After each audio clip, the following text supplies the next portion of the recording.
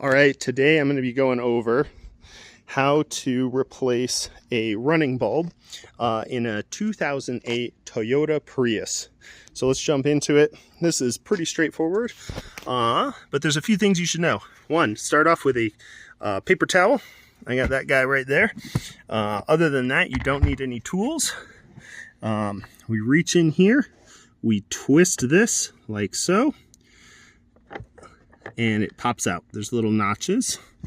Do not handle the new bulb with your hands. It will shorten the life of the bulb. The oil on your fingers gets on the bulb and then it'll blow it. But using a napkin, there's the bulb.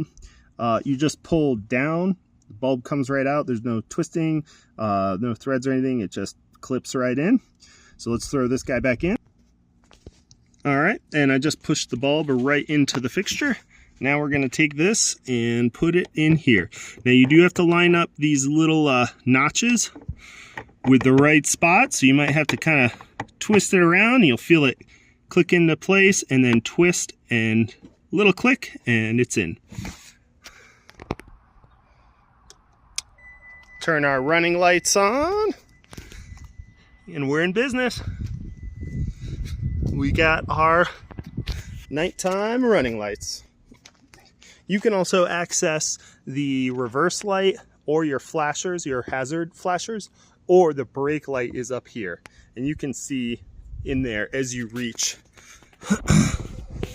in there all of the different bulbs.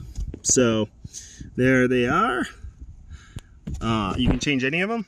When we put this guy back in, these little hooks go in first and then push it in, and there you go. It's the same for this side. There are the bulbs, and that's it.